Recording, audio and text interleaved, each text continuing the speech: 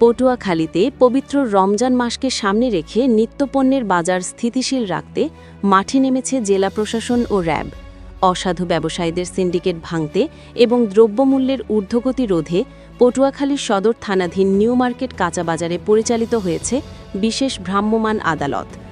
আজ দুপুর 12:30 থেকে 1:30 পর্যন্ত এই বাজার মনিটরিং অভিযান পরিচালিত হয়। র্যাব ৮ সিপিসি 1-এর অতিরিক্ত পুলিশ সুপার মোহাম্মদ তারিক রহমানের নেতৃত্বে র্যাব, পুলিশ ও আনসারের সমন্বয়ে গঠিত একটি যৌথ আভিযানিক দল এই অভিযানে অংশ নেয়। অভিযান চলাকালে দেখা যায় কিছু অসাধু ব্যবসায়ী সরকারি নির্দেশনা অমান্য করে দোকানে মূল্য তালিকা প্রদর্শন করছেন না। এমন অপরাধে এক ব্যবসায়ীকে হাতে নাতে ধরে ১৫০০ টাকা জরিমানা করেন বিজ্ঞ এক্সিকিউটিভ ম্যাজিস্ট্রেট। র্যাব কর্মকর্তারা জানিয়েছেন, পবিত্র রমজানে সাধারণ মানুষের কেনাকাটা নির্বিঘ্ন করতে এবং অবৈধ মজুতদারি রুখতে এই ধরনের অভিযান নিয়মিতভাবে অব্যাহত থাকবে। পটুয়াখালী প্রতিনিধির পাঠানো তথ্যচিত্রে ডেস্ক রিপোর্ট, স্বাধীন বাংলা টিভি।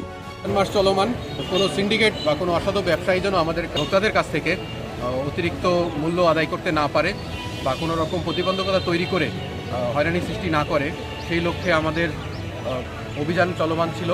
আমাদের সাথে এক্সিকিউটিভ ম্যাজিস্ট্রেট আছেন, পুলিশ আছেন,